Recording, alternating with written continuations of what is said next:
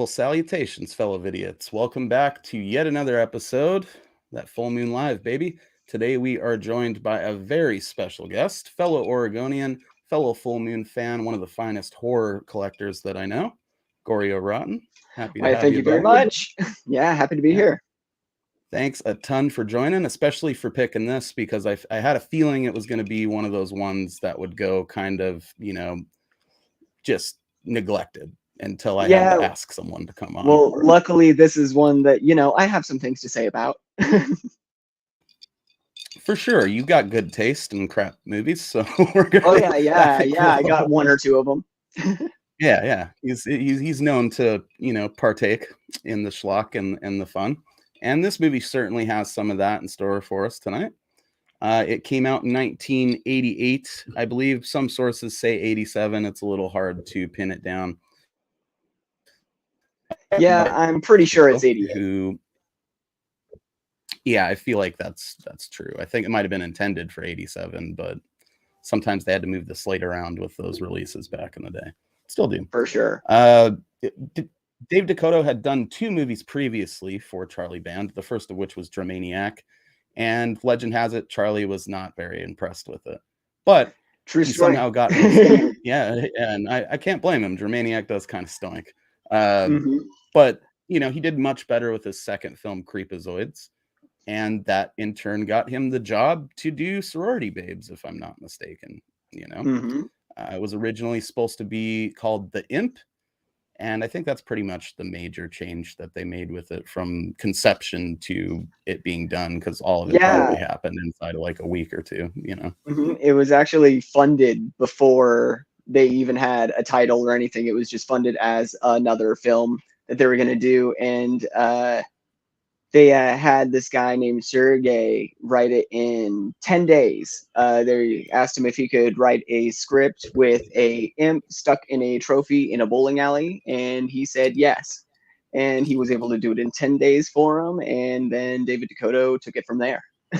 Yep, and pretty much, got it, for the most part, shot entirely in like an actual bowling alley, wasn't it? I think they shot at night. They shot a lot of it down in up in, depending on where you are, San Diego bowling alley. And he said a lot on the commentary how it was very stupid because they had a lot of just office scenes or interior shots that did not have to be in a bowling alley. They could have just shot it back in LA and didn't have to cart everyone to San Diego into the bowling alley. But hey, these are the lessons you learn when directing movies. Yeah, and it seemed like they had a fun time doing it. If you watch the behind the scenes stuff, it seems like one of those cozy little movie sets, when you see people doing these lower budget sort of semi-independent projects. And I don't know, I think I'd have rather shot it in the bowling alley if I had the option, but I can understand the logic of it being much easier to bang it out on some standing sets somewhere and call it a day. Yeah, David Dakota basically just took people from other projects and word of mouth friends just to give them work. And I mean, the movie has 10 actors in it, I think, not including the imp, the voice.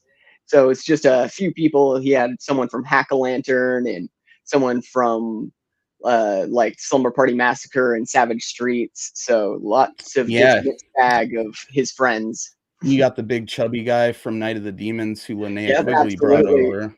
And she's pretty much coming straight from doing Creepazoids with Dave. So I think that was the year before or 2 years before, something like that. And Night of the Demons had happened in the interim. So she was able to supply arguably one of the better characters of the movie.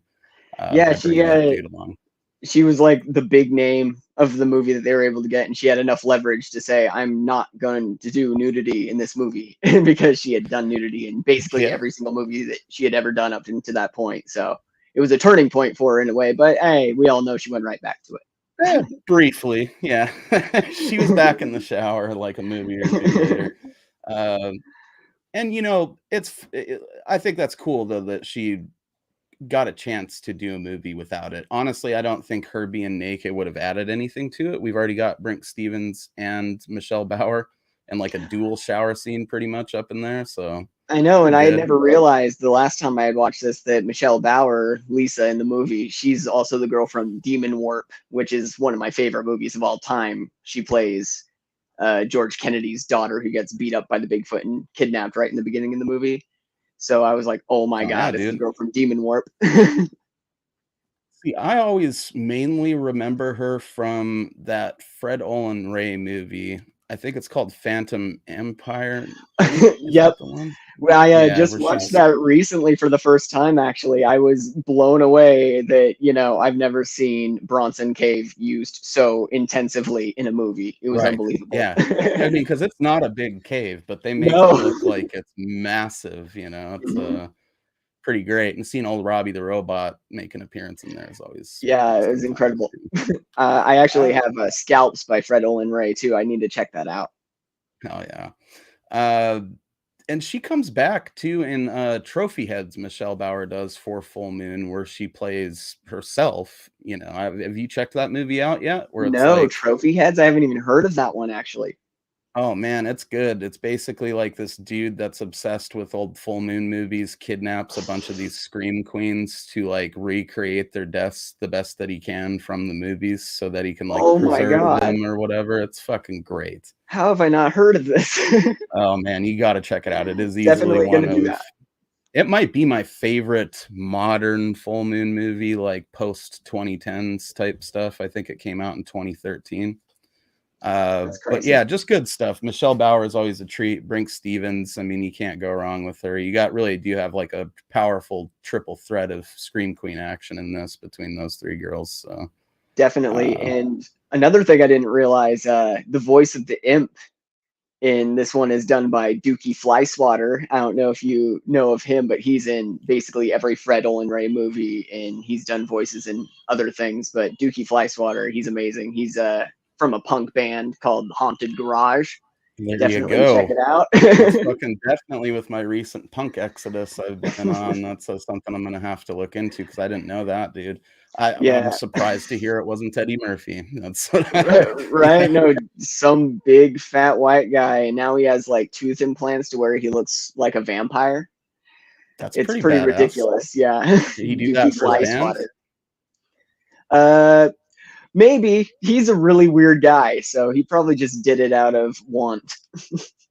There you go. I'm fully co-signing on that type of behavior. Yeah, and actually, he was in a movie way early on called Prison, and he Hell got yeah. David Dakota in contact with the company that did the rotoscope lightning for that movie, and all the rotoscope lightning in Sorority Babes is just from the Prison movie and just matted over their shit. That's beautiful. See, another Yeah, thing I just didn't know. reuse it. Prison's quality stuff too. If any of you guys listening haven't seen Prison, you should check it Oh, out. I haven't. Yeah, yeah, that's a good one. It's an early Kane Hodder role, isn't it? Hmm. I believe he's up in there playing like he has like maggots in his mouth or something like that at one point. Totally. I remember reading about it in Fangoria. I'm sure some of you kids remember that. Um, yeah, man. I mean, this is a solid film. It's not one that I have a huge history with. We'll get into that after this, but I'm dying to hear your history with this movie and what your initial So, impressions were when you finally saw it. yeah, just, first off, when I first got into, looking up these kind of movies, a friend brought over a rip of Wizard of Gore, and I watched that, and I was like, oh my God, I'm in love with these awful, gory movies. And so naturally, I look up all these lists of famous old 80s movies, and my only access to them at the time was just ripping them, like Pirate Bay Right. and stuff like Oh, yeah. that. And Sorority Babes was always one that I would see on there because I never saw it in my video stores. I didn't see the cover until I was a teenager, and I assumed that the movie was about like evil sorority babes because it shows them on the cover and Right. an evil claw and them messing with the nerds. I was like, obviously it's they're the bad guys. And I just never was able to download the movie, never able to see it. And then finally, probably like 2015, I was able to find a rip of it, horrible quality. And I remember watching it on the PS3, and it was absolutely ridiculous. Didn't realize that it was about the imp at all. And my favorite scene from the movie was at the end. There's the big climax fight scene with the Bride of Frankenstein in the Linnea Quigley, and there's no music at all. and it's one of the most awkward, amazing fight scenes of all time. And I would show it to friends, and we would just cackle at the hilarity of there being no sound in the mix. And on the Blu-ray, which I hadn't seen until just recently for this review, they found the original music and they put it back in. And there's no way to watch it without that music being there. And he talks about it on the commentary, and he was so mad that the final mix came out with the climax of the movie without the music. And I liked it better without the music. It was right there. It's great. Yeah, I really would like to see it without the music, because that does sound... It's really good. Sounds awkward as fuck, but hilarious. Yeah, I was sort of same boat with me, man. I never had the opportunity to see this as a kid. It just wasn't one that was at any of the local video stores that I frequented, and I definitely would have probably seen it in there if it was in there. I mean, I suppose I remember that cover. Chance. Yeah, it's, the cover is great. I popped it up for a minute, but I guess we'll give it a little more love. I mean, it is. I could see how you would look at that and think immediately that they are the villains, which in a sense they are, but not in the way that you would assume based on the cover there, Yeah, totally. I mean, they're definitely, some of them are bad. Yeah, for sure. Not of their own volition, but that is the way that they're kind of assholes to begin with, but speaking of, like the girls in the sorority, another thing I noticed was in the beginning of the movie, when they first have the girls and they're about to have their initiation, there's like 6 other sorority members in like hoods and shit who walk out with candles, and like you look at their arms and 3 of them are dudes, obviously, and they just walk off camera and they're never seen or talked about again. And I completely I forgot that they existed. I was like, what? I was blown away. That was amazing. What happened to those chicks? And those dudes, but and the dudes. I guess, if you wanted to do some mental gymnastics, you could say like maybe they're down with like just some general hazing in the house, but they didn't want to participate in Bab's more elaborate fuckery, Yeah. But I'm sure it's just that they couldn't afford to have that many people in the movie for more than a minute, so it works out. Yeah, apparently Babs got a lot of fan mail after that the spanking scene. Lots. She had a spike from guys who were very interested in how hard she was spanking them. Yeah, which was not at all, for the record. She actually was not even hitting them. Well, that kind of shatters some of my dreams. But, I might have been among the fan mail. She's pretty hot, man. I think it's easy to kind of overlook her with the other, talent we got going on in this being more well known. But that chick she's something special for sure. And she plays like a really good, shitty sorority house leader or whatever. Yeah, I guess she ended up killing herself like 2 movies after this. That sucks. Yeah, I know. She did not go much longer, so I'm glad that she's immortalized in this masterpiece. And it really is one, dude. That's what struck me about this when I first saw it. Because again, I never rented it as a kid. I'd been aware of it because you do see it pop up in tape groups on occasion. And obviously the cover art is, you see it, you're never gonna forget the cover art.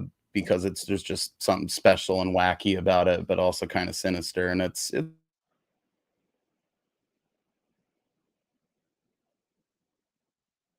cutting out a bit there. Man down. Well, greetings. I'm your new host, Gorey-O-Rama. Welcome to the Black Page, where we watch the buffer. Will Mo come back? No one knows. Maybe it's me, maybe it's him. Where's the connection? No one knows.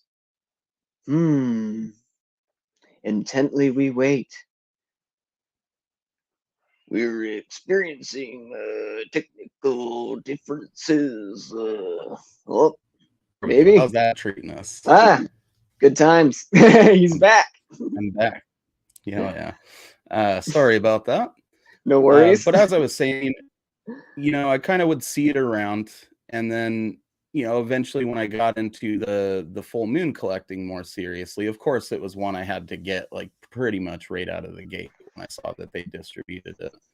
And I wasn't disappointed, you know, it's got sort of equal parts fantastical horror stuff going on, sort of mixed perfectly with the classic boner comedy frat house type stuff.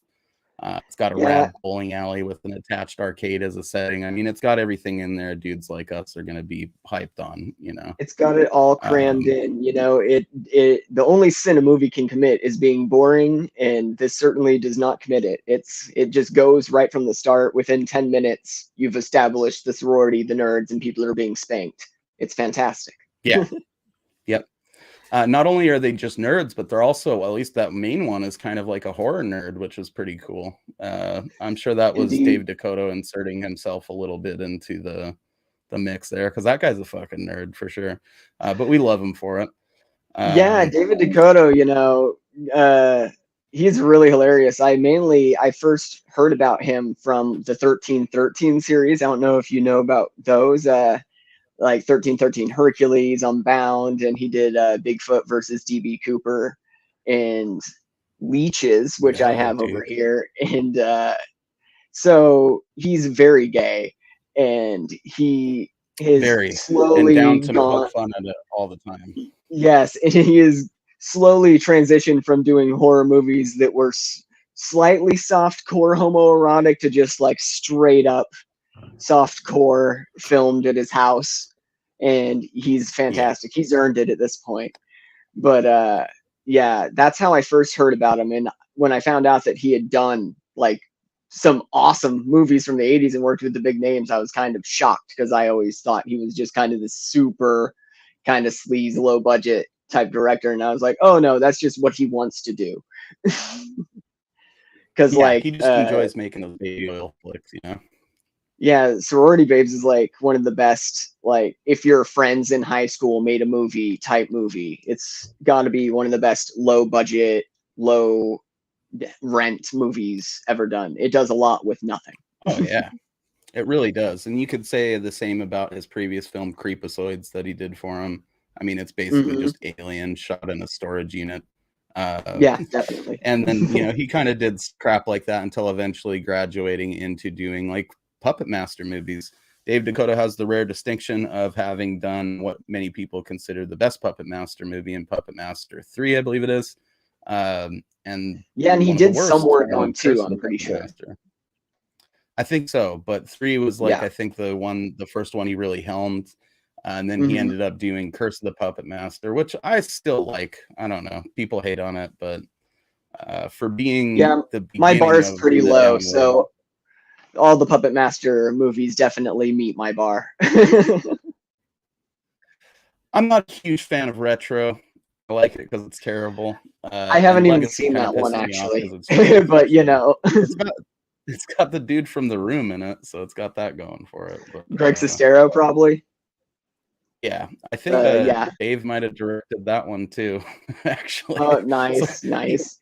He's never had a problem, no matter how high quality his films have gone, with dipping back into the schlock pool and just cranking something out to get a movie shot in a week, you know. And that's, you got to respect that, you know. The guy knows how to work for the art when he needs to and work for the paycheck when he doesn't, you know. Definitely. And just do what makes him happy, you know. There's not a lot of directors that get the opportunity to say that they've done that, and Dave Dakota is definitely one of them. So huge props to that dude.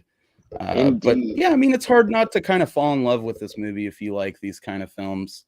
And it's got Buck Flowers in there, man. The classic bum from all the Carpenter movies. He's the janitor in there. He like stands out. I was like, what the fuck? Oh man, he got Buck Flowers.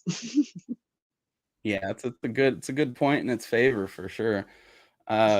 I love how he's just repeatedly getting stuck in that closet, and he has one of the best lines of the entire movie where he slams his finger in the door and he's like, "Oh shit, that's gonna be a donkey's dick by morning." And he's like, "I guess I'm gonna have to learn to scratch my balls with the other hand. It's a good thing I love my work." I love that shit so much. Oh yeah, that's the old man I aspire to be right there. Yeah, god damn that fucking imp. It's like I crack up every time. He's the best. And the little backstory on that guy, like I don't know if you, because he's been in the business forever, playing homeless men and Yeah. beggars and bums. But back in like the '60s and '70s, he was C.D. LaFleur, and he was in a lot of super sleaze XXX movies. And oh man, definitely go and check out some of C.D. LaFleur's stuff. And that's actually what he's credited as in this movie too, because he, I guess, didn't want his actual name on it. He's like, this can go with my porn movies. That's kind of fucked up, but I can understand it, I suppose. It's not exactly He's on like, the I'm level working of for John Carpenter Carpenter either. now. Yeah, I'm a big name. Big time bum. I'm sure Dave was like stoked to use his porn name though, because Dave Dakota. Yeah, I'm sure he was a fan. So who else we got? I mean, our nerds we've kind of touched on. I guess we could run through them real quick. I mean, we definitely got our main nerd. I always forget his name, the kid with the glasses. He hits it off really good with Linnea Quigley's character. Calvin, who's called Spider. I think, yeah. Calvin. Mm-hmm. That's a proper nerd name. Totally. I don't know. He's pretty rad. I think he's probably the raddest of the group of friends because his personality or how he conducts himself doesn't necessarily match what you would assume. Like any other movie nerd's not just gonna walk up and immediately start macking on Linnea Quigley's character, but this kid has no problem doing it. Yeah, and I like the dynamic where they introduced him to. Yeah, absolutely. I like how he's basically the woman in the relationship and Linnea Quigley's the man, and it all caps off with them riding off on the bike and he's riding bitch. It's definitely just, it's the best. Good touch. Surely is. And I mean, he's a relatively good actor. Like we touched on, their chemistry is pretty adorable. There's a couple of scenes in the movie where you can tell, like, I think Linnea almost was kind of had like a little bit of a crush on him.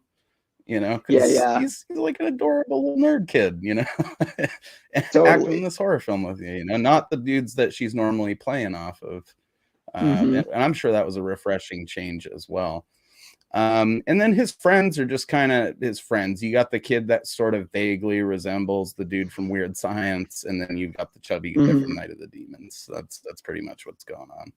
Weird Science kid just wants to get laid, which I guess fits the fact that he kind of looks like one of the Weird Science kids. The chubby dude just wants to get rich. That's kind of his whole thing. So, and that comes into play when we meet the imp, obviously. The two girls, Michelle Bauer and Brink Stevens' character, didn't they have stupid names? Wasn't one of them named like? One was Lisa was Michelle Bauer. And Taffy was Brink Stevens. Taffy. Yeah, Taffy. When they introduced themselves, I think Linnea Quigley's like, Taffy, are you for real? Yeah. When you call it out in your own movie, I mean, there's your sign, but yeah, I mean, it's I don't know whose idea that was, but I suppose she sounds like some, sort of airheaded chick that would be trying to join a sorority, so that it makes sense a little bit.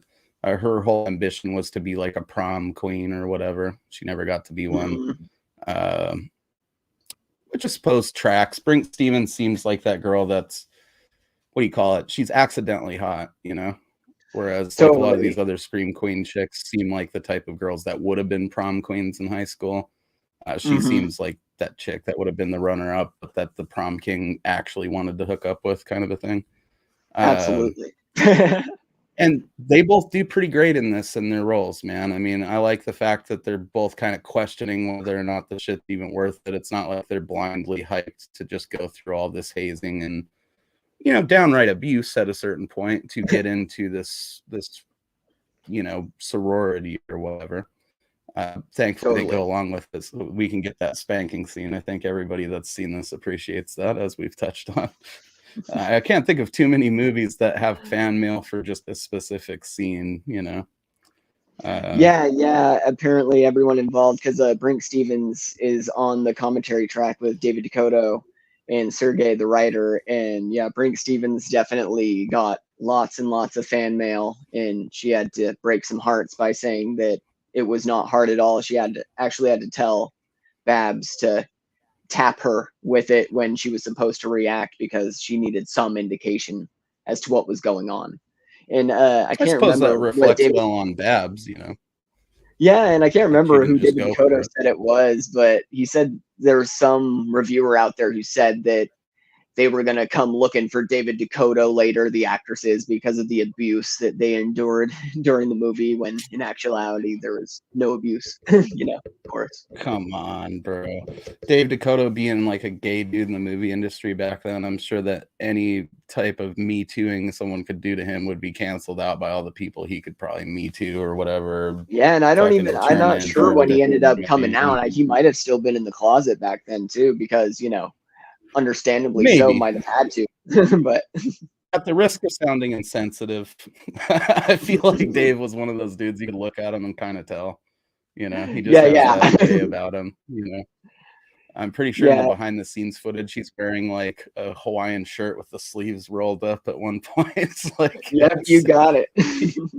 He's definitely gay. I'm sure he was on those sets in like short denim shorts sometimes. The lights get hot, it's a likely excuse, David. You can be real, no, yeah, the making up is 2 hours and 15 minutes. It's insane. It's so much longer than the movie.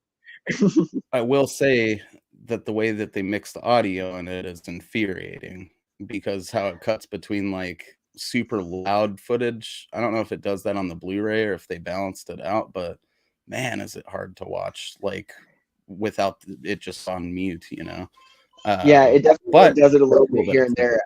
But I actually watched it with they recorded a commentary track with David Dakota over the making of, which is something I've never seen. So I watched it with David Dakota talking over the making of, and it was better, because honestly, I mean, they're not talking about it a lot in a bit of the making of. I watched probably an hour of it, and I was like, okay, enough shtick with the puppet. Yeah, I think we've seen enough here, but that's cool that they did that, dude. I didn't realize that, and I probably will watch it again with that commentary, because in my original review, I had said that they should have just did it with a voiceover, like, and just allowed us to watch the footage while he talked about it. So that's pretty neat. Yeah, the Blu-ray, it's interesting, like the story behind it, because the negative was totally lost for like 25 years, and Charlie Band ended up like tracking down some paperwork into some old storage units that he had, and went and was like, oh, do you guys have anything for me? And they're like, well, you can have your units back if you pay your fees, because apparently he just abandoned them, typical Charles Band fashion.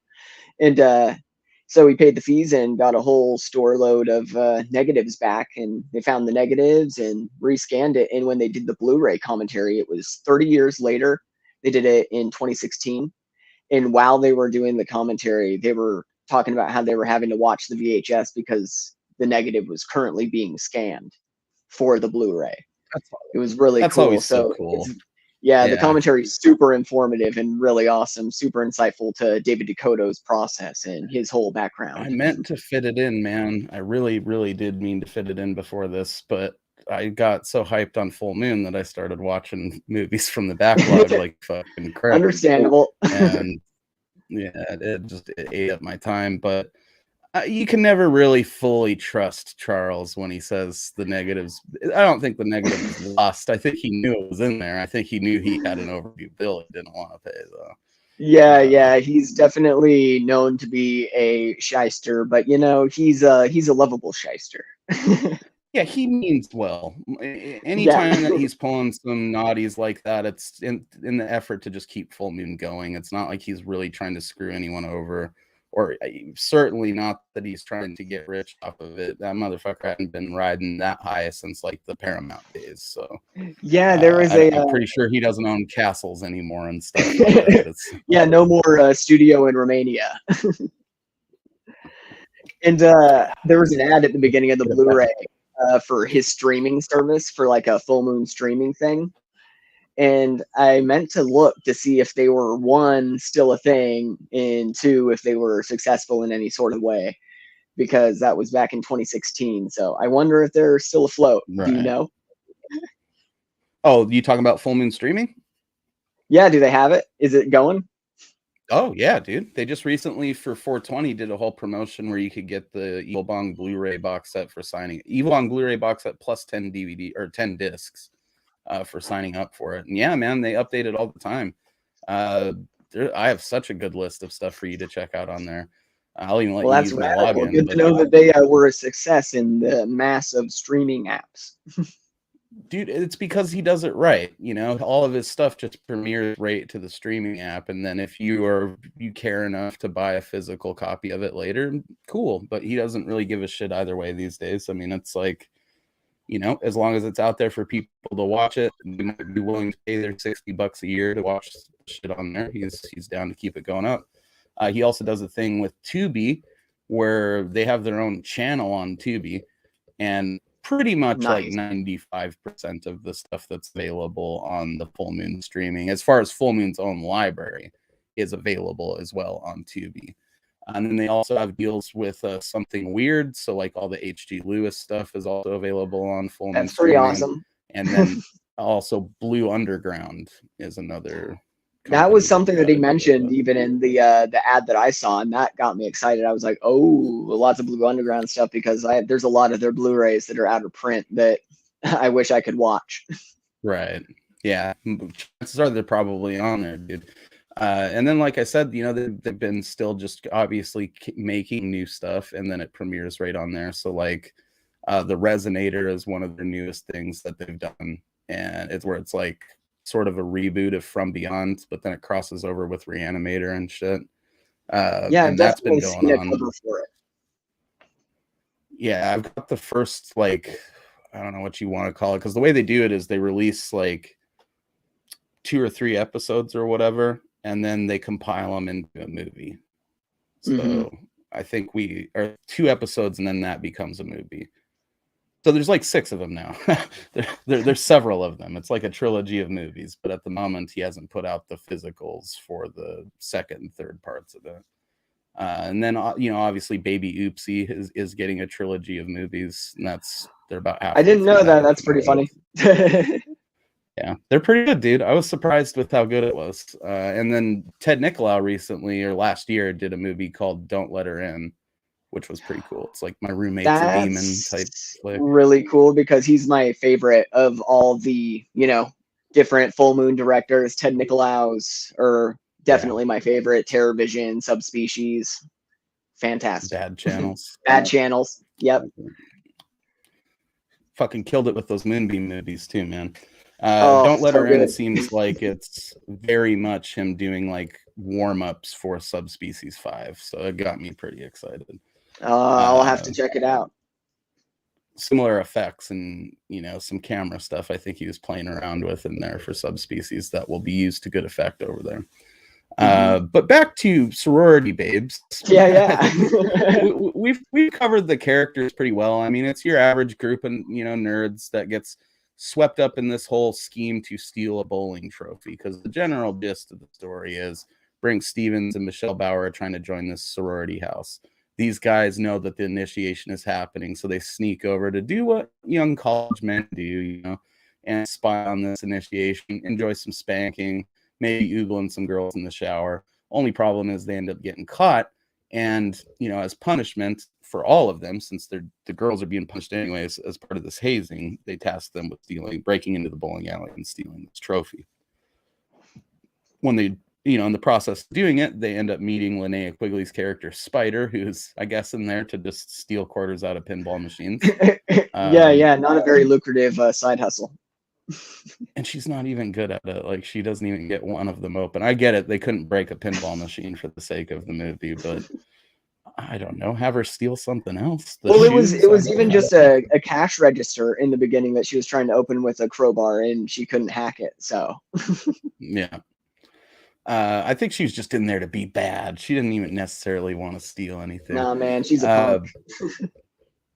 Pretty much. The punk lesbian, I think they call her, the punk dyke or something like that. Yeah. Which I don't get where they get the idea that she's lesbian, but maybe that was just a way girls insulted other girls back then that were tough or something. I don't know. Right.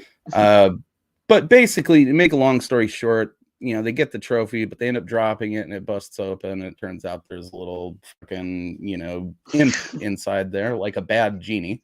Sounds just like Eddie Murphy, and he starts granting them wishes. And as you might imagine, the wishes go wrong, you know. some more gloriously so than others. Like I think Brink Stevens' character just wants to be a prom queen, so the imp gives her a dress and a crown, and she's like dancing around. Chubby dude wants gold, so he gets a bunch of gold, bricks. The one dude just wants to bang Michelle Bauer's character, so he goes ahead and grants that wish as well. Yep. And man, that fails so gloriously. That's one of my favorite parts of the movie is that. Yeah, it's fantastic. But in short order, the wishes turn sour. Brink Stevens' dress ends up all screwed up. The one dude realizes his gold bars are, just wood with spray paint on them or whatever. Pretty harmless stuff. Yeah. Until the imp just decides to go totally nuts and curse the girls that are watching, the hazing college chicks that are watching through the video cameras, because their whole scheme is that they're going to wait for them to steal this trophy and scare the shit out of them. Which, in hindsight, when you watch the movie, you're meant to think Babs and them are a lot badder than they actually are. It really is just kind of run-of-the-mill college hazing. I mean, they gave him a spanking. Yeah, it's sent him just to some steal this general trophy. spanking, some whipped cream, and that's it. Yeah, pretty much. And even breaking into the bowling alley is no big deal because Babs' parents actually own the bowling alley, if I remember right. So she's just kind of having them sneak in there under her supervision to steal this trophy, and then they're gonna jump on like do. But Imp curses them as well. So with them, it kind of reflects the wishes a little bit. Like the thing that they want, or the thing that they obsess over is what goes bad. So the one girl who was always worried about her face gets like hemorrhoid face. The one chick that's always fussing with her hair turns into the fucking bride of Frankenstein. And then later, Bab, who's obviously kind of like uptight and perfect or whatever, ends up turning into a punker chick with a spiked paddle. I think that was mostly just to be sexy, but it worked. And that's it, man. He traps him in the bowling alley, and they end up having to try to not get killed by these, sorority chicks that he's turned into as evil minions, while at the same time trying to figure out a way to get out of the fucking bowling alley. That's kind of the movie in a nutshell, really. Just sets it up for kill after kill after that. Pretty much. And none of them are too gruesome. I could see that being something someone would criticize the movie for. But I think it's kind of nice, It goes into that doing a lot with nothing. They had no money, literally just had to do everything off camera for the most part. Yeah, and they do it in a way that still does it to good effect. Like bowling the dude's head down the bowling alley after they kill him with the ball polisher. Yeah. Might actually work that way. I don't know. If it was that dangerous. Yeah, it messed him up pretty good, and then they just kind of tear his head off. But I don't know, man. You think it would fuck you up that badly? There'd be like I'm actually all over. I used to be on the bowling team, and I've used one or two. It definitely would not do that, but I can suspend my disbelief for it. Yeah, because it's cool, Yeah, it works. What else are you going to do in the bowling alley? Yeah, I mean, it's there's only so many ways that you can kill them in there, and I think that they pretty much use the two that you can do. Or no, three. We do get a third one. A couple of them, they just kind of ran out of ideas, I think. So like Brink Stevens just kind of gets ripped in half. But there's we the do burn, get a dude which is great. Yeah. So basically, as they're running around in here trying not to get killed by these fucking psycho sorority babes, they end up eventually running across our poor janitor friend who has spent most of the movie in a fucking closet, like boiling to death. And he clues him in on the fact that this imp, somehow came about when this dude that was really bad at bowling ended up, one day just started to bowl perfect games. He just kept doing it. But then anybody who'd ever done the dude wrong was winding up dead, So the cops thought it was him. They ended up taking him away, but really it wasn't. It was this imp, and he had trapped it in one of his bowling trophies. And that's really all the backstory we get, isn't it?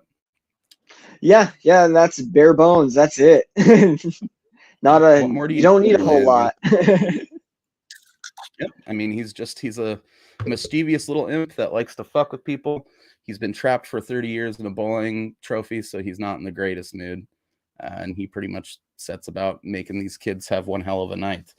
The only solution they really have to any of this is to just, I guess, try to trap the imp back in something small and some type of containers, because that takes away their power or whatever.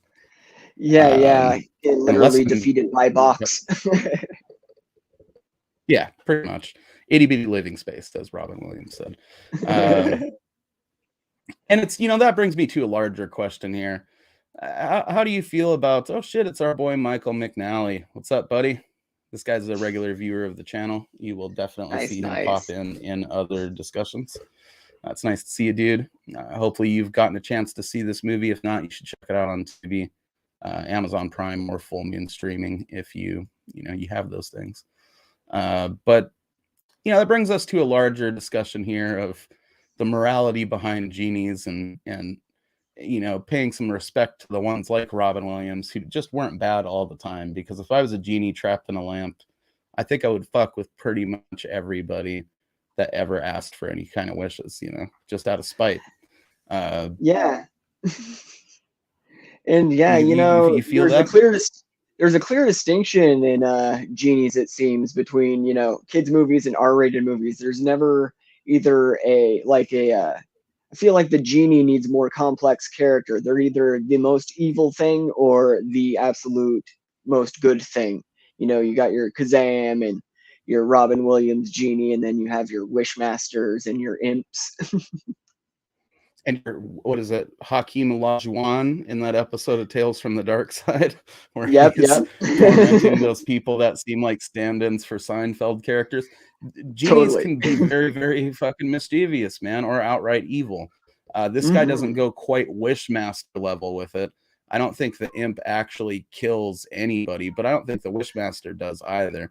Really, he just kind of like sets people's insecurities or their selfish desires against them and lets it sort of run its course while he sits around telling Eddie Murphy jokes. That was the trick. I keep coming back to the Eddie Murphy thing, but am I wrong in seeing the crazy coincidence in that this thing sounds just like Eddie Murphy? It has a vaguely sort of horse face thing going on, and then Eddie Murphy eventually voiced the donkey in Shrek. It absolutely is right of you to refer to it as Eddie Murphy-esque, because it certainly is. It sounds like Dookie Fleischwater is doing his best Eddie Murphy impersonation. Yeah. I don't know when Beverly Hills Cop came out, but I feel like it had to have been recently, to the point when he recorded that. It's a shame he couldn't throw in that Eddie Murphy laugh at some point, where he's like, yeah, that would have been good. I'm sure he trademark or something. I don't know. Probably would have been sued if they fucking threw in the laugh. But yeah, I mean, I guess to our point though, you really can't blame any of these genies for being pissed off. I mean, wasn't Shazam stuck in a stereo though? It's been a minute, but I feel like it's a lamp, but a boombox does feel right. So, and it would be way sweeter than being stuck in a lamp. All I remember is it raining down cheeseburgers. That was some good times. I gotta watch Shazam again, man. It has been a long time. I really do kind of wish that Sinbad genie movie was an actual thing and not just some promo crap that he did or whatever it was. Certainly. Sinbad would have been sweet if this movie was just Sinbad popped out of the bowling trophy. I'd have been about that too. Yeah, I would have been down. But I mean, without going into such detail that we spoil the entire thing for you. You got people getting ripped in half. You got people getting their heads fucking ripped off and pulled down bowling lanes. You've got people getting their faces deep fried. I'm pretty sure a chick loses her head with an axe in brutal fashion at one point. But none of it is the type of stuff that's going to be any type of gross out effects you couldn't just show, your cousins or your nieces or nephews. The nudity is really the issue in this movie. And I think even that's pretty tastefully done. It is gratuitous at one point, but not overly so, I wouldn't say. And like to touch on the point of the non-graphic violence and the like gratuitous nudity, it was one of the first movies that actually aired on USA's Up All Night, like with Gilbert Gottfried and Rhonda Shear. Yeah. And apparently, David Dakota was talking about on the commentary track that at the time USA Network was just running those 1-800 sex lines just constantly. It was like they were trying to get that going for revenue, and they just were running them on commercials, and they weren't doing very well until they started cutting all of the nudity out of these B movies to kind of just tease the viewers and then show sex hotline things on the commercials, and they just saw a spike in calls. So from then on, every like movie that they were making after that, they had to be sure to include some gratuitous nudity that you could cut out and it not hurt the story whatsoever. Right. Yeah. I mean, I feel like I've heard several stories about films like this being finished and then being told, like, you gotta shoot some inserts of some tits and ass for various points in the movie so that we can have that to chop out and then later put back in. Yeah, you need the tits for home video. You need to take them out for the TV commercials. Exactly. Yeah. So then you can get them with the ads and then get them again on that home video rental. The motherfuckers, dude. It was never about us not seeing titties. It was about them God damn it. It's some bullshit, but I can understand it. I respect the hustle. Yeah, that'd be really too with this. You chop up the shower scene and you like, sort of not even chop out the scene with Michelle Bauer ravaging the weird science kid, but just kind of shorten it in a couple of spots. And it's still, yeah, they made sure to have a bit of it with her still with lingerie on so that they can cut out all the rest and it not matter. Yeah. It's strategically shot so that you can trim away the trim without losing the bigger picture there. And that's pretty fucking smart. It's weird how much trim the trim. True enough. Just take a little off the top, maybe some off the sides. I forget where I was going with that, but the movie really is pretty harmless at the end of the day. It's harmless fun.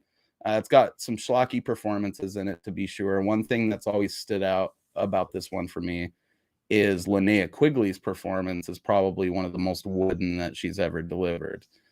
Nothing against her. There are some adorable moments in the movie, but you could tell that she had very little time to prepare for this and was just kind of reading the lines and trying to get into the character as best as she could.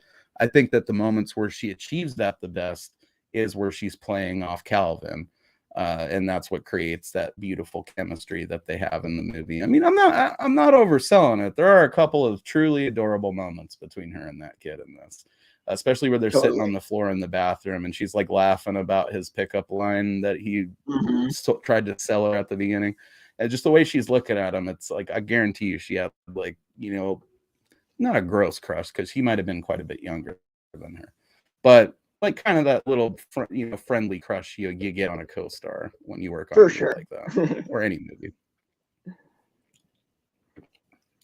I think overall, like we've touched on, the movie doesn't waste any time. Within 10 minutes you're up and going. It's only 80 minutes in total length, so there's really not a lot of downtime in the movie. I think that the most downtime is probably just them initially going into the bowling alley and looking around and meeting Linnea Quigley and the setup. And even that's like maybe under 10 minutes worth of downtime. So not bad at all. In addition to all the deaths and the tits and the ass, you do have a pretty sweet car crash at one point in this movie as well. I mean, they crashed a fucking car. That's no small feat, so clearly a lot of our budget went into that. That and the puppet is pretty much where it went.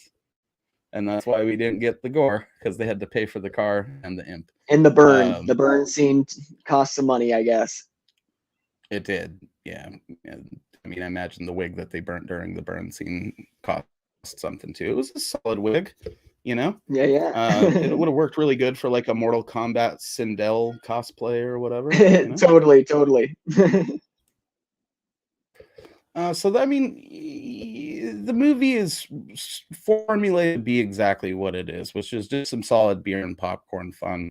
I have seen people that have hated on Sorority Babes before and acted like it was kind of a waste of time. And it's, I don't know, I just am a little bit suspicious of anybody that claims to be into, low budget B movie stuff and would act like this is somehow below par to other crap that's just like this, Is it maybe not your cup of tea? No, but it's certainly not guilty of being boring or overly long or full of a bunch of crap that isn't going to entertain the vast majority of people that look at it. So I think based on just those criteria, even if you don't like the movie, it deserves at least a tiny nod of respect. I don't know. Would you agree, Gorey? Oh, absolutely. And yeah, the fact that it's 80 minutes, it's anyone who says that they don't like it is just, I don't even know what to say about you, because it's only 80 minutes. Yeah. Watch it. It's 80 minutes. Yeah. And like the opening 3 minutes and the closing 5 are credits. So, it's not even 80 minutes of actual movie that you have to sit through. Yeah, I have a movie night. Go ahead. I was just saying, I have a movie night once a week, and I'll often bring 5 different choices in. Oftentimes they are like, all right, what's the run times? Lowest runtime wins. There you go, dude. And Full Moon is always good about providing that shit, because they usually try to keep their movies right around 70 to 80 minutes at the longest. There's some that struggle to be that long. Yeah. And it's not feasible to fit in 4 or 5 of those movies in a movie night if you guys really get to trucking, because some of them are barely over an hour. I think Ballman versus Demonic Toys is only an hour. I think it's 70 minutes with like the opening and closing credits. So yeah, probably. Yeah. I mean, I'm a huge fan of anybody that can make an economical runtime like that work. You know what I mean? Well, it just means the really movie's it's gonna cruise. It's gonna go good. Yeah, and even if it sucks, it's over before you have to care. Totally. Honestly, I'd say this movie actually, because it's so fun and packed full of so much stuff and some really fun characters, it might even feel a little bit longer than that. But yeah, I was surprised when I found out that it was only 80 minutes, because, it feels like a solid 90, maybe 95, because, a lot happens in that time. Yeah, and that's what you're looking for with these kind of B movies. That's the ideal thing that you hit, where they take that runtime and pack it full of so much fun, absurd, random stuff and tits and ass and violence that at the end of it, you're not even thinking about how long it really was. You feel like you just watched a full-length movie, because it technically is one. Yeah. I don't know, man. Is there anything else that you want to hit here before we start diving into favorites and characters and the nitty-gritty of production and things like that? Nah, I think we've covered the story without spoilers as much as we can. I will say they could have showed some more arcade stuff in there, but and that's just that is super fair. But apparently, like on the commentary, they didn't even have an arcade in the bowling alley. It was just some guy who knew how to get a hold of a few cabinets. So that's the few cabinets that we see. So basically, they knew some dude who probably went on to be like part of, that region's equivalent to Portland Retro Gaming Expo or something. And they were just like, hey, bro, can we get some, can you populate our arcade here with some hardware? No wonder she was being so gentle with the pinball machine. That makes a lot of sense. It was on loan. It wasn't right. Like, we can't afford to break probably had her. Yeah. If it was just a real bowling alley and it was one that was there anyways, if I was Dave, I'd have been like, well, it's probably fucking broken anyways. Those damn kids, just break the lock and we'll put a new padlock on it. Right. But if it was like a friend's, then yeah, probably I'm not gonna break the pinball machine. That's probably my only gripe though about the bowling alley. But again, that's just because we're specifically, kind of nerds about that stuff on some level. So I always like when an arcade scene is extensively shot, so that I can, pick out machines that I enjoy and be like, oh, cool, Or nowadays they just throw a Polybius in there to be clever. yeah, every time. The joke ran its course. Just put a double dragon and we'll be happy. So yeah, I don't know, man. Do you have like a favorite character in the film? I guess that's a good point to You know, it's pretty hard. I really like Buck Flowers as the janitor, but you know, he doesn't play a big role in the movie, so it's hard to say. Brink Stevens is probably one of my favorite characters in the movie, but Michelle Bauer slays in the sweet comedic like tone that she has. It's, you know, it's a tough call for sure. And then there's Dookie Flyswatter, you know, good old Dookie doing the voice of the imp. So, you I can't know, wait to check out that haunted garage, man. That's got me so hyped. It's really good. And you know, soft spot for Bride of Frankenstein. David Dakota made that girl turn into Bride of Frankenstein just on principle that he loved it. So there's that. He would. But yeah, Brink Stevens when she was doing the fight scene with her around the fountain, she apparently had a fractured ankle from the rehearsal from the fight. So when you see her pained face in that fight scene, she was saying on the commentary how it's her actually writhing in pain. Ooh, that's no fun, man. Fractures So like good can acting hurt for worse her. than breaks. Yeah, big ups for that. That lady that played the Bride of Frankenstein character too. I forget her sorority girl name, but she was getting into it, man. Like she was flamboyant as hell as that character. Yeah, And I'm I sure can't Dave, remember. I think being she was the like Frankie or schlockmeister that he something. is. What's that? Oh, I think that she was like Frankie or Rhonda. I can't remember. Something like that. Yeah, there's always it's the Grease model, I think, when they do these college girls. There's always got to be the chick with like a guy's name. Yep. And totally, you know, I feel like she was probably doing the performance better.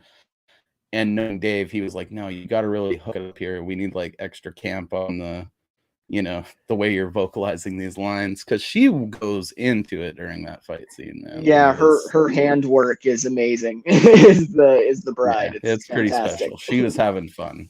I think everybody making this was having fun, and I think that's part of what comes across in the movie too. Like there is a special charm to it. I think that comes from the close quarters shooting environment, the limited cast, you know, the just get out there and do it, and limitations be damned kind of attitude that goes with these movies. I mean, every now and again it comes together to form a special atmosphere of fun, and I think that Sorority Babes has that for sure.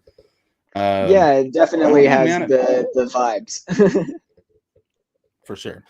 I don't know if I could pick I'm kind of in the same boat as you. I really, really love the janitor. I think that he's probably the funniest character in the movie. I really like Calvin for whatever reason, probably just because he's sort of like, he's kind of what every movie nerd wants to be, but he's already just that kid, you know? He's got a weird sense of confidence that he probably shouldn't have. And you can't credit all of it to just the one beer that he had. I think he threw that up as soon as he got there, actually. So all of the courage that we see with him dealing with Linnea Quigley's character is just Calvin naturally being kind of a little bit of a ladies' man, you know? Yeah, I just realized there's no jocks in the movie either. It's one of the few nerd movies that you're going to watch where there's not a single jock in sight. True. Closest we have is probably our big dude from Night of the Demons. I was going to say the closest thing is Jimmy, yeah, the big guy. Yeah, he feels like he might be like a football player that just got dormed up with those nerds, and that's why he's hanging out with them a little bit. But he's also kind of a big butterball goofus himself, so yeah, he's probably the loser of the football team. Yeah, and that's when you think about classic nerd movies, usually there is like that one jock that's kind of friendly with them sometimes, you know, or develops a friendship with them. And I could see him fitting in there. Before we dive too much into the particulars, is it Slumber Party Massacre that they're watching in the dorm room at the beginning of the movie? I didn't catch, but I wouldn't be surprised because that's where he found a few of the actors for this movie. So right. Would not be surprised if that was the case. Yeah, I feel like it is, dude. They show it from weird angles. It's not like your typical full moon movie cameo, which happens a lot. where someone's like watching a full moon movie on a TV in another full moon movie. This one, you only kind of see it from the sides, which would make sense if it wasn't one of their movies they were showing on the screen. It's like they angle it just right, so you can kind of see it. And if you know, you know. I don't know Slumber Party Massacre well enough to know for sure, but someone is very clearly getting drilled in one of the scenes that's playing on the TV. So yeah, and Brinke Stevens was in that, so you know that's very possible.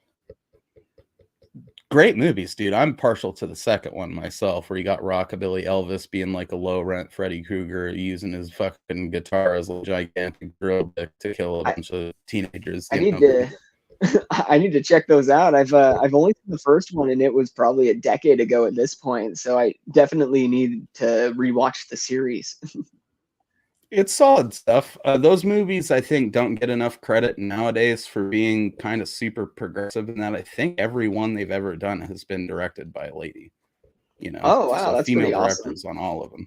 Yeah, and that first one's pretty gratuitous in its own right. I mean, it's got nudity and definitely some graphic violence in there, and it's a good case, or it's a good way to make the case that this shit isn't all just misogynist crap that only appeals to men.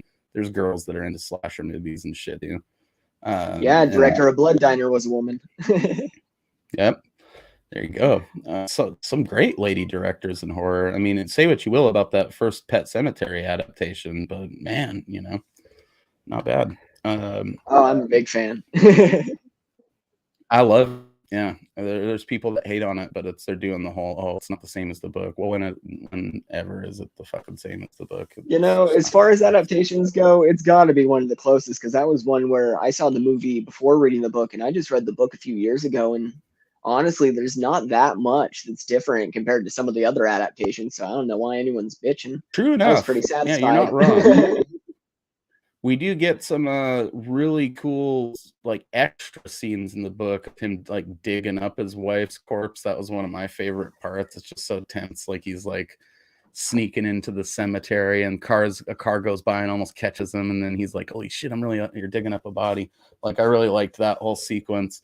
I think the only major thing, though, that we missed in the movie was the gigantic Wendigo thing wandering around the forest. Literally what I was going to say, the whole traveling to the graveyard, like that giant stuff. I wish that was in the movie, because that was really cool in the book. Terrifying. Like that was the scariest part of the book to me.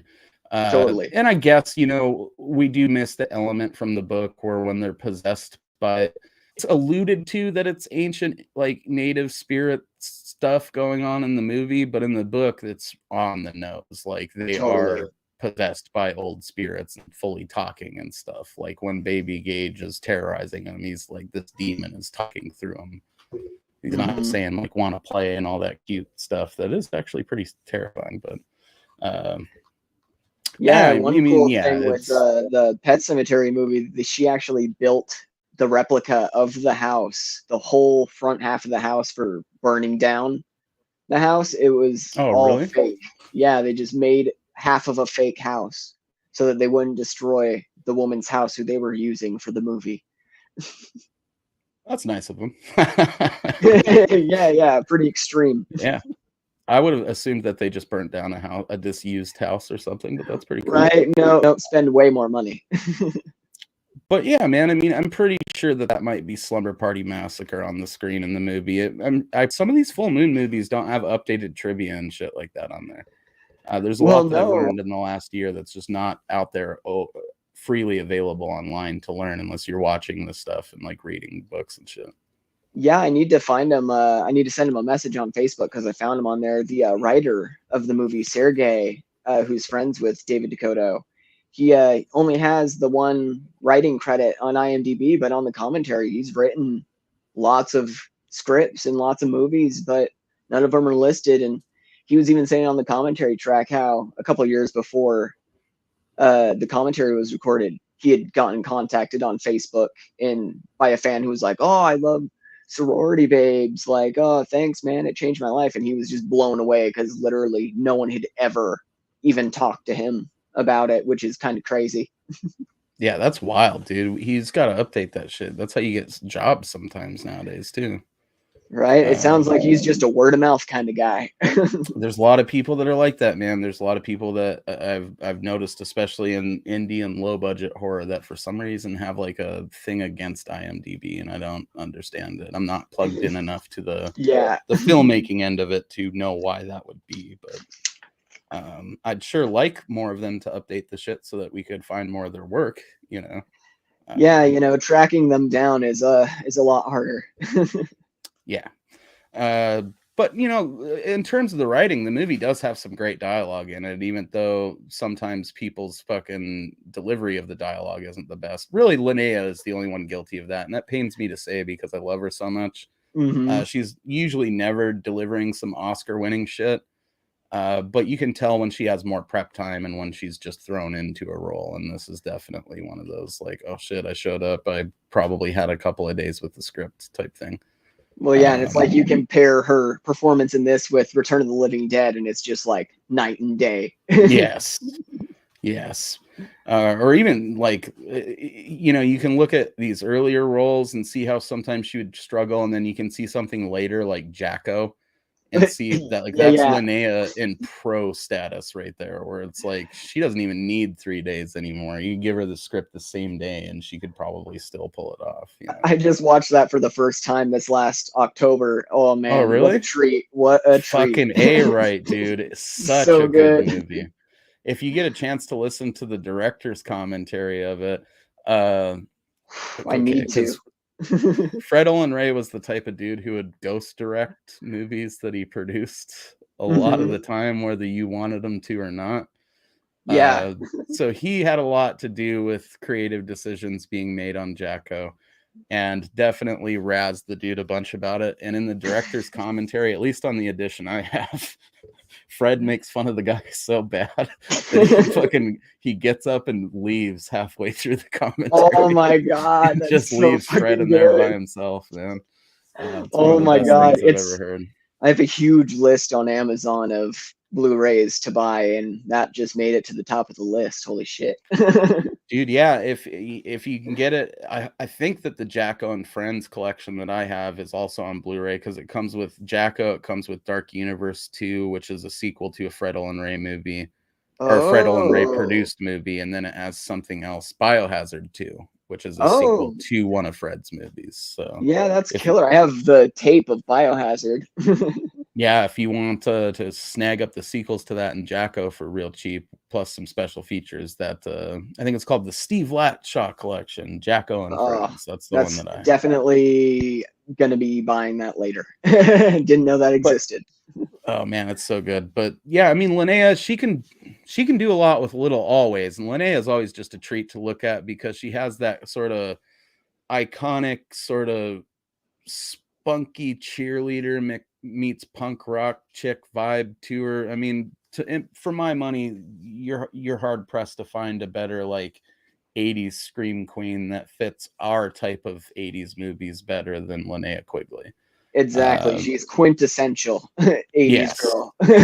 Yes. So even when she's fucking stoinking it up and reading her lines off of fucking, you know, cue cards or something, she's still just a treat to have in there. And you know, I think that while she's the weakest performance in the movie, I still wouldn't have the movie any other way, like without her in it, you know, because yeah, the scenes that she is good in the movie would make up for the bad scenes. Exactly. And this has a couple of her best scenes of, like, you know, cast member chemistry that I've ever seen with old Calvin there. So big ups to her on that. You know, and everybody else is fine. I think in terms of production value and, you know, sets and everything, I mean, it's mostly just that bowling alley. And they really did luck out on having access to the bowling alley like they did. Sure, you could make the argument that, you know, they could have shot it on those sets, but I think that we would have been able to tell it wasn't a real bowling alley, bro.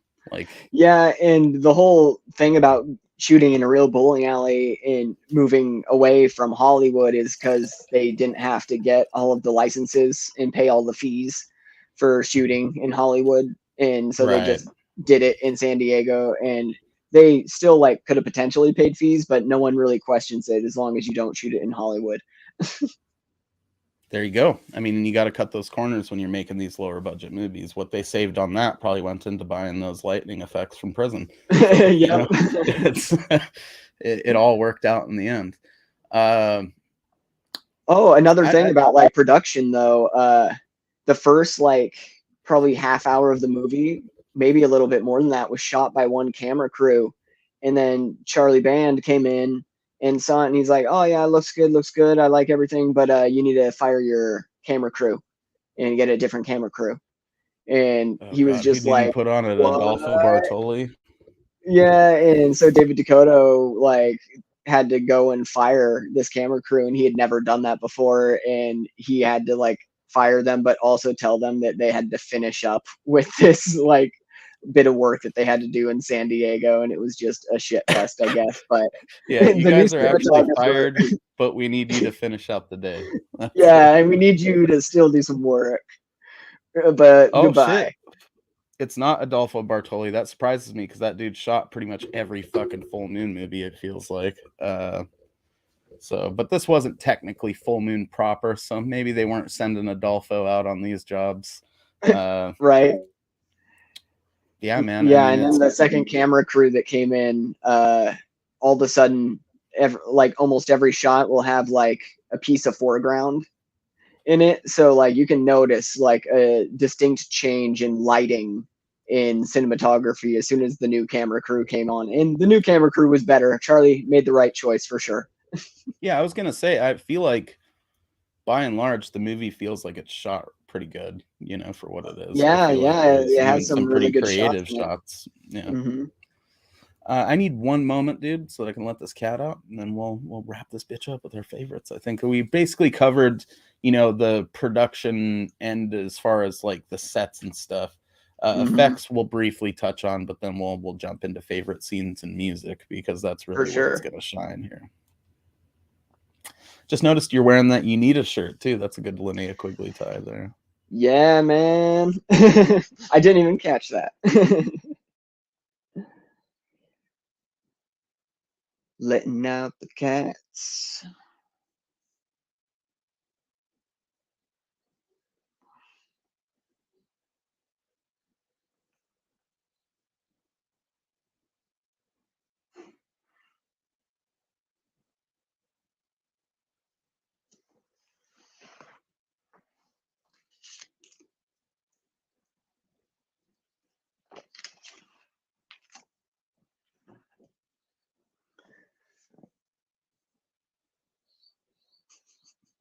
All right, bro. So, you enjoying this? You think this is? Oh yeah, I'm having a good time. It's been a great time. Fun. I got so engrossed in the discussion here, I didn't even use any of our stills. So I guess we'll throw those out while we while we discuss some favorites. Well, I guess we'll do music real quick. What do you think about the soundtrack of this bitch? I kind of like how it's got that, classic sort of synth poppy 80s thing going on. I mean, it's certainly not a master stroke in composition or anything like that, but it's exactly the score this movie needs, Yeah, for sure. The first song and the end cap song is, quintessential 80s pop. And then I was really surprised to find out that it wasn't like Richard Band doing the music, because all of the music throughout is just, your standard rudimentary Richard Band keyboard synth type stuff. But I guess they just were on brand with the Full Moon line, Yeah, they again, it's nothing extraordinary. You're not going to be comparing it to, some Dario Argento Goblin soundtrack or anything like that. You're probably not going to be picking it up. Actually, I would buy it on compact disc, maybe not. But I've got quite a few Full Moon soundtracks on compact disc now. Actually, it's pretty badass. Get together and show those off one of these nights. But yeah, I mean, soundtrack is pretty solid. In terms of the what do you call those? Were they digital effects back then? I'm not super schooled on the terms of that, like the lightning and stuff. That's works even though it is from something. Yeah, that was a rotoscoping. So essentially, they just have a mat where they animate every frame of the lightning and then just post it over the film. Yeah. So kind of like what they did with shit like the old Lord of the Rings movie or fucking like Uh-huh. Ralph Bakshi's Wizards and shit like that. He is the master of rotoscope. Yeah, and I thought, even though you said that like it's just basically the same rotoscope lifted and put into this movie, right? Mm-hmm. Like it works. They lined it up nicely, so it doesn't feel. I would have never guessed that if you Oh, hadn't told me that. exactly. So You would never know. yeah, so I mean that's pretty well done. All the technical aspects of this movie work out pretty good. We've definitely praised the pacing plenty. And we've talked a fair amount about the characters. I mean, none of them are, super standout characters, but as a collective group of college kids, they're standout, I would say, compared to some other groups and other movies that might be a little more generic. Your average Friday the 13th movie has like a less interesting group of kids than this, I would say. Yeah, this is definitely one where you're not just waiting for people to die. You kind of want to keep the characters alive. Yeah, I was actually kind of bummed when our big chunky fella there got his Yeah. head stuck in the ball polisher. I mean, he was fun. Yeah, I didn't remember him going out that quick. I was like, "Oh, he's gone." So if you had to, we've done favorite characters, but if you had to pick a favorite scene in the film, what would it be? What would be your overall favorite moment or moments? So, You can have a couple honorable mentions too, if you like. typically my favorite moments in movies are so benign and just tiny little clips, and no exception here. When the Bride of Frankenstein does the classic psycho knife with the janitor opening the door, and the janitor is just like, "God damn you, fucking imp!" and just dies. That's definitely my favorite scene of the movie. Probably, it's the standout. I think about it every time. That, and the VHS version of the fight scene, the climax fight scene, is absolutely fantastic without the music. I think there's a picture of it up right now, bottom center. There And is, yeah. yeah, and oh man, it's just can't recommend it enough on the VHS. The Blu-ray should have included a version with no sound. It really should. You should have been able to have an option to watch the original cut just for that. I fully agree. I'm the same, man. There's lots of little things in movies that I love when I watch them. I think probably my favorite little moment in this is that moment where she's sitting on the floor with them after they've taken shelter in that bathroom, and she's Mm-hmm. teasing him about that first pickup line that he has. It's just so adorable, and there's It such a makes it feel like a genuine, movie. yeah, right. It's there's such a genuine chemistry there that I really fucking like. I'm also a huge fan of obviously any of the stuff with the janitor was great. That probably being one of the best moments, that goddamn fucking imp.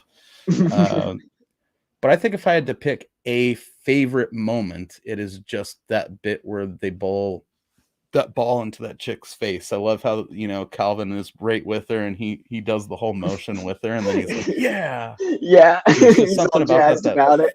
yeah, it fucking pumps me up every time I see that scene in this movie. So That's fantastic. And that I love the end scene when they ride off on the motorcycle. That's yeah, one of my favorite things. he might have been riding bitch at the end, but he was on the fucking bike with her. So Yeah. that's Apparently, Linnea said that she could ride a motorcycle and could not ride a motorcycle. So she had to pull it together on the day of. that's amazing and also terrifying. Yeah. Poor Calvin. I'm sure he had no idea. So if you were to, just in a couple of words, recommend this to someone to check out, how would you sell it to them? I guess is my final question for you here.